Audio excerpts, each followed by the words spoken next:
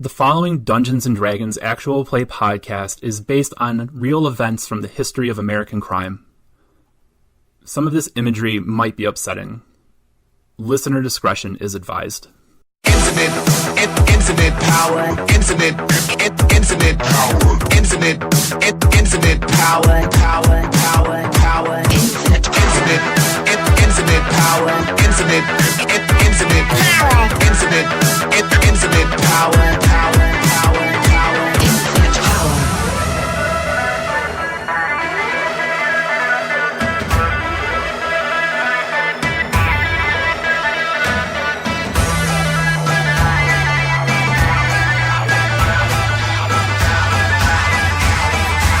Infinite power. Okay, so Alos is up first. Okay, is just so because we're theater reminding, it is Paul within 5 feet of Axe Guy. Yeah. Okay, and then I will pull out a hand crossbow and I will try and shoot him. Okay. Because I imagine I'm a few feet back from Paul, kind of like pointing over his shoulder, like, yeah. But anyway, that's an 11 plus 5, so 16. Okay, that hits. Alright, so that means 1d6 plus 3 plus 1d6 for sneak attack. So that's 6 plus 3, so 9, plus 4, so 13 damage on that guy. Okay. So yeah, you using this old man as human shield, Alos pops out and fires off his crossbow, and it the bolt buries itself in the guy's shoulder. He lets out this angry yell. Seeing that, Sam, she's gonna hold her action for now. Paul's next in the order. Paul, he takes a swing at the guy, and he lands this like ineffective punch to the guy's midsection and doesn't have any effect on him. The axe now is up. He can't move past Paul, so he's gonna take a swing at Paul, I guess, to try to get to Alos. And he does not hit. So now Nim is up. Alright, so it's pretty tight quarters. Yeah. Alright, so Nim is going to pull out his quarterstaff. Okay. And he is going to try to hit the guy with the axe. That's 19 plus 6, so 25. That hits. So that's 1d6 plus 4. So that's 6. Okay. And then, since I use my monk weapon, I can now do an unarmed strike. Okay. So then he's gonna so after he hits him with the quarterstaff, he's gonna try to elbow him. Okay. And ooh, that 20. Okay. So that's full damage, right? It's double the dice, but the modifier stays the same. So yeah, so 2d4. So that's 6 plus 4, 10. So that's another 10. Okay. So seeing this guy take a very quick and pretty brutal beating, Sam is going to jump back into the initiative order, and she casts Tasha's Hideous Laughter on Alos. So I need a wisdom save. Okay. Does this count as a charm? I don't think it does, but does it count as a charm? On D&D Beyond, it doesn't say. It just says it's an enchantment. It's a school enchantment. I'm not seeing anything about a charm. Okay. Only reason I asked is I have advantage on against charms. Okay. That's a 3. So Alos falls to the ground, doubled over, laughing at the absurdity of this situation, and how could he have thought that this plan would ever work? Just curled up laughing on the ground. He might be laying out the plan, and then you were supposed to light this place on fire. But since you are at the top of the initiative order, you do get a chance to save again, and so we'll see what happens. That's better. That's an 18. Okay, so you are only temporarily overcome, and you only very briefly then are like giving the exposition of what the whole plan is. But you are on the ground and you are prone, so I think you have to miss this round. I believe the save has to be the end of my turn. Yeah. Well, I mean, That sounds right. Coming At the end on each of its Becoming turns, each incapacitated. takes damage, the target can make another wisdom saving throw. Yeah, so yeah. that's the end of my turn. So yeah, yep, because you're incapacitated. Okay. So seeing you on the ground and hearing like a little bit of what this plan was, Paul turns around and is like, "What's so funny? Son? I need you to pull yourself together, man. This is not the time." And while that's happening, the axe guy turns now his attention on Nim, and he takes a swing at him with his axe. And does not hit. Does not hit. So another just wild swing. He's having trouble just using this great axe in this kind of tight quarters. So he misses, and now Nim is up. So Nim's like, sees the axe like miss him, and he's like, Yep. oh man. he just goes right back at it with the quarterstaff. Okay. Yeah, where'd my dice go? Here it goes. 12 plus 6, so that's 18. That hits. Alright, so that would be 6 damage. Okay. And then now he's gonna now take a kick. Okay. That's only a 10. Nah, that doesn't hit. So another. Wild, drunken kick. Like, oh. Misses. Okay, so yeah, you blast this guy in the side of the head with the staff, and then, like you said, the drunken kick misses. On her turn, Sam, she takes a shot with the crossbow, since she has it drawn already, and that is, well, she's shooting at Aeolus, and Aeolus is down, so she has disadvantage. So 16 to hit. That still hits. Okay.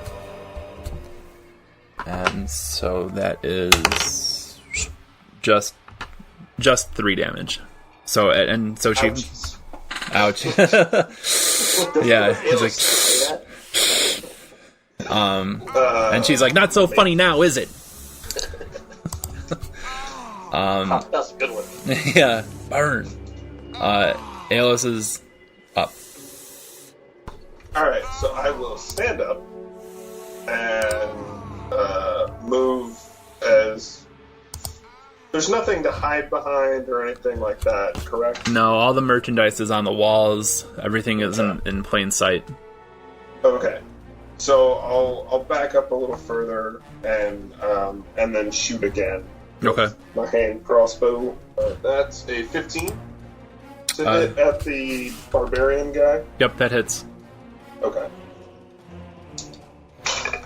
13 damage again. Okay. He's still up. Another crossbow bolt hits him. Another angry yell. Paul. Maybe you should just kill her. You're saying that to who? Are you saying that to? To the axe wielding guy. Like, she's the one that got you in this mess. Swing hand and hit her. Nim looks over. He's like, now you decide to ask him that? Hit it. Make a persuasion check. That's a 7. Yeah. No, he's... Unless you want to, like, with disadvantage, there could possibly be worse, since I have shotgun. Yeah. No, no.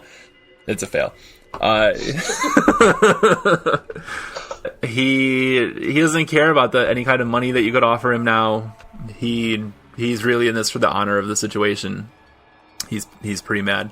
Paul, on his turn, he's gonna take another swing at the guy, and he's really upset now.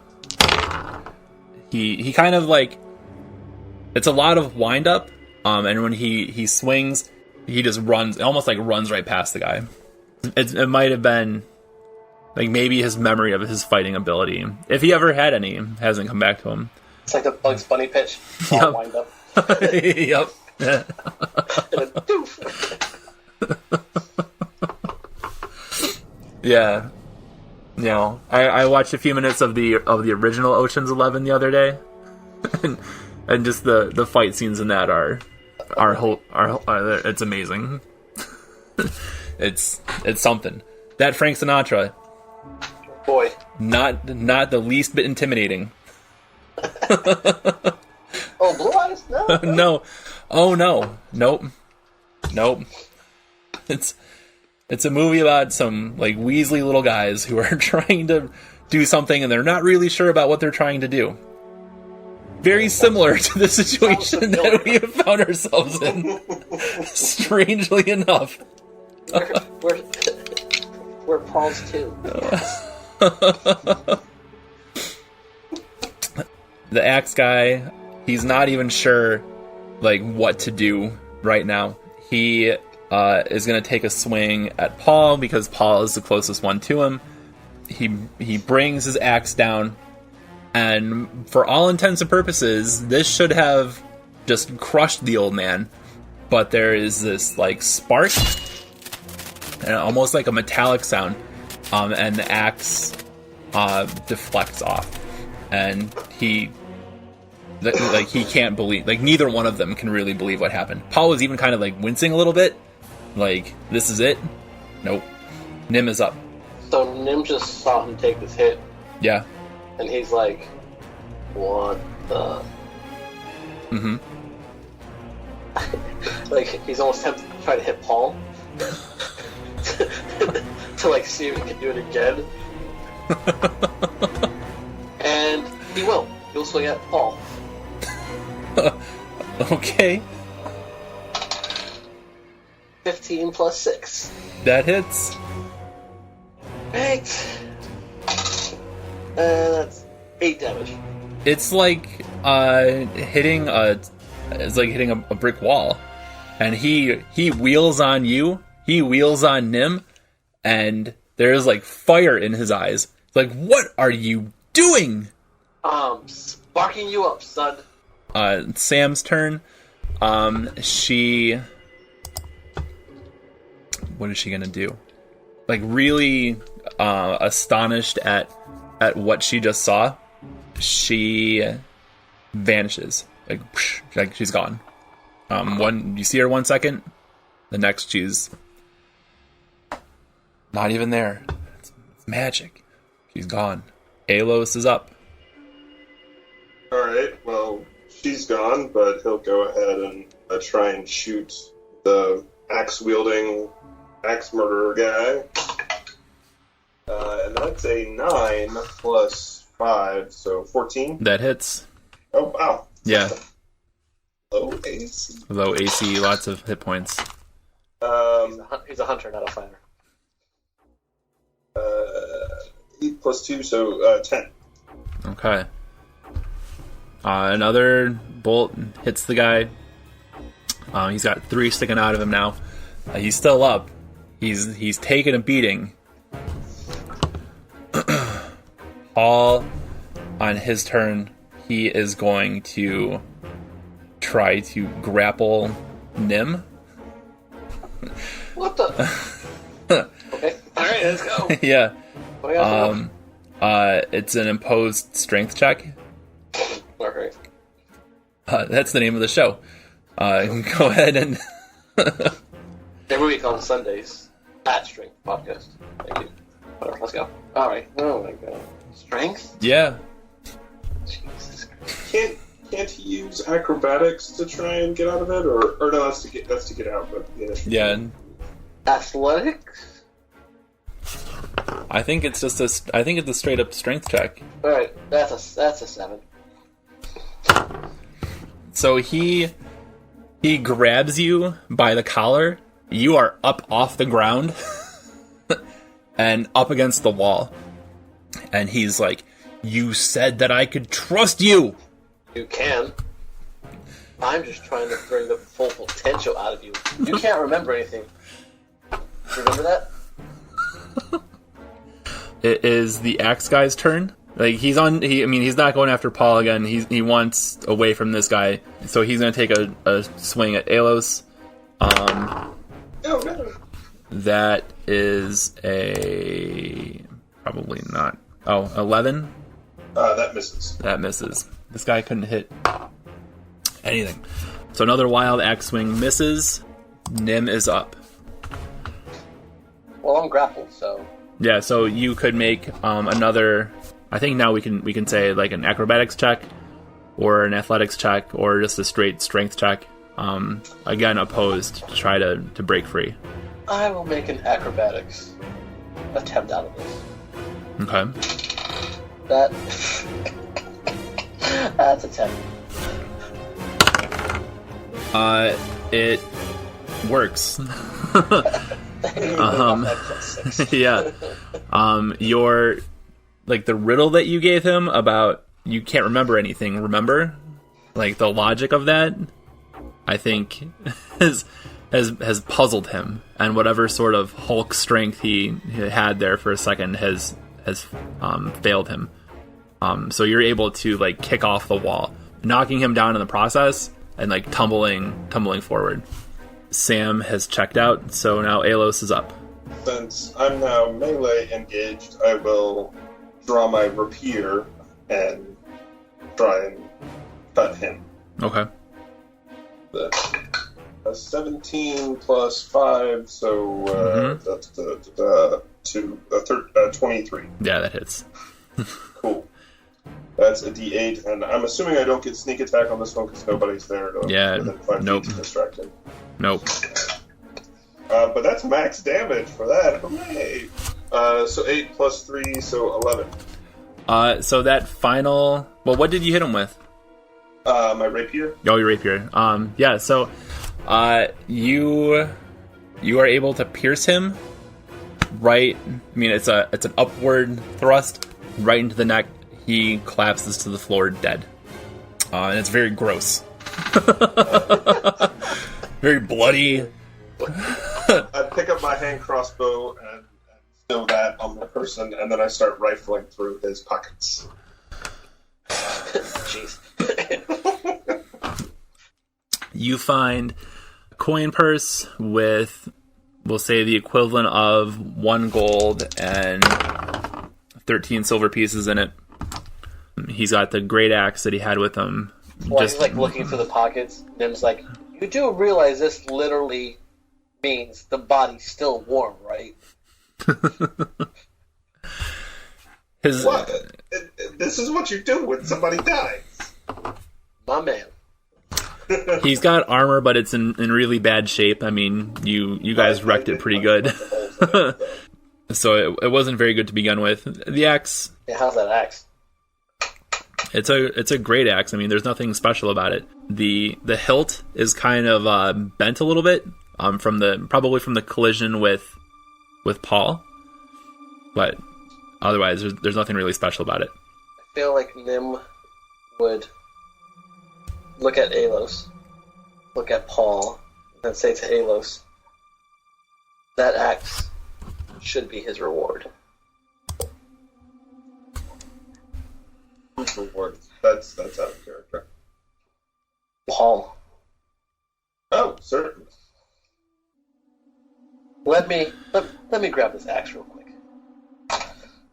Nim tries to grab the axe. It's probably too heavy for Nim to carry because just an idiot.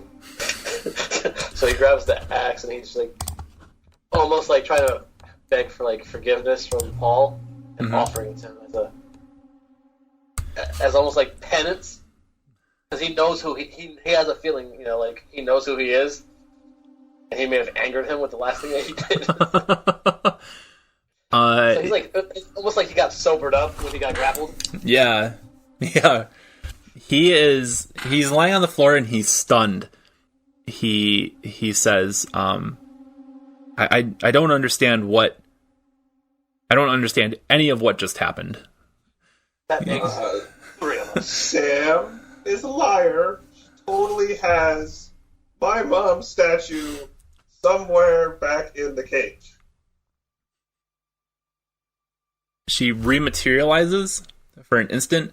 She has a small bag of coins with her, and she kind of like sidearms it under the cage at you guys, and she's like, "Take the money, get out of here, Alos, you're out of the game." And then she casts invisibility on herself again, and vanishes. And then the like whatever sort of protective screen that she would have like comes down, like the metal part would just slam shut. Damn it. Well, Now I gotta find something new to do on Saturday. wait, hold on. What's this game? Like, Why was I never invited? talk about it later. Oh, alright. Paul sits up and he looks at Nim and he says, "What did you mean when you said that you were trying to fire me up?" Oh, big guy. Just trying to reignite those memories inside that head of yours. But how did you know that that's what was going to happen? How did you know that I wouldn't have just had some memory of a trip to see my grandchildren? I don't know if I even have any grandchildren. How did you know that I would get such strength? My friend Paul, in moments of clarity, I get visions from the heavens. And I saw a sign that resembled St. Cuthbert in my head, and it shone a light onto you. And I knew that meant I needed to whack you in the head. He thinks about what you said for a moment, and he says that must have been a very troubling vision for you, because I know how devoted you were to Bahamut. It's unusual. I have many visions, my son. I see. Well, I assume that my business here is concluded, and I do think that this fracas did spark something in me. I do think I remember a name. I remember a name of somebody, another friend that I have, and I think I should go and see her. My friend Leslie. And he has this, he kind of looks up and he says, "We have to go see my friend Leslie Grattain." And so Nim would definitely recognize that name. The Grattains they're not religious like con artists like he is. They are more Opportunity specialists. yes. They are more self-help guru types. So, like, Tony Robbins. Tony Robbins. Yeah, yep, along that same line. Joel Osteen meets Tony Robbins. Another member of the Grattain family has a book that's become very popular. It's called Slow Thinking, Fast Acting. Oh, is that on the Backfire's top 10 sellers? Yeah, yep. The underneath Times top 10 list. What was it? Quick thinking? Slow Thinking, Fast Acting. Slow thinking. Fast acting. Mm-hmm. Oh, man. That's written by a different member of the Grattain family. So Nim would know them as a affluent family? Yeah, yep. And I almost wonder if Nim would almost view them as competitors too. I think Nim would probably respect them a little bit, but at the same time be like, come on. Like what I do takes work. So Paul says, I can't remember much, but I Leslie's name, and I can see Leslie very clearly in my mind's eye, and I think that she'll know what to do, and we should probably get out of here because you just killed a guy. And yeah, He's only slightly dead. That's not permanent. slightly dead. You say death's not permanent to him. He looks at you and he says, "Is that wisdom from Bahamut, or from Saint Cuthbert, or from someone else?" It's from the many voices in my head. The many voices in your head. All right. So we are off to find Leslie Grattain, and we're going to stop it there for tonight. So I think this was I've lost track of how much time I've done recording this. I know it's the 4th time I've done it, but this is the first combat any session has had so far. Yes. So... And with my 9 hit points, I didn't die, which I thought I was going to. He rolled a couple of 1s. Oh, God. So it is what it is. I thought it was going to be lights out with Tasha's hideous laughter and then him coming down with a great axe on my head. Just Gallagher style, splitting a watermelon, smashing a watermelon. On that imagery, we are officially going to end the show for this week. Thank you, everybody, for listening. Thank you, as always, to the incomparable Mark Warren. Oh, hi, Mark. Our producer, who looked at this around probably just that Gallagher reference about a minute ago, 1 hour and 5 minutes, and thought, this is tight. You can follow the show at Strength Check on Twitter. You can follow me at Hey Dr. Will. Until next time, see everybody. Bye. Peace.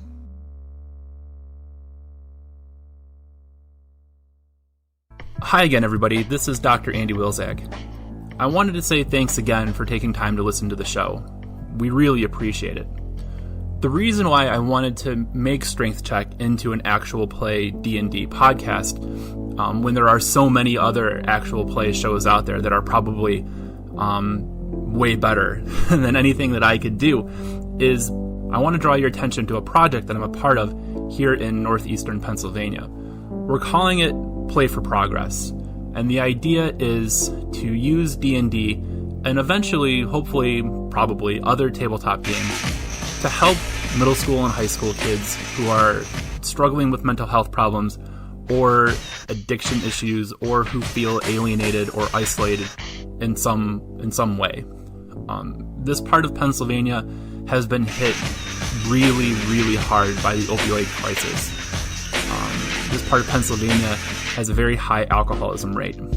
And this part of Pennsylvania is diversifying very quickly, and there are those who have capitalized on that to try to create more conflict between people. So we have a lot of kids here who are alone and who are suffering, and suffering mightily. So what we're doing, and the point of this message now, is to just let you know that we are raising money to make Play for Progress a sustainable force for good in the northeastern Pennsylvania area. If you have even $5 to spare for us, you can go to GoFundMe.com/playforprogress with hyphens between the words, so play-for-progress. And anything that you can give us will go a long way towards making us sustainable. Thank you.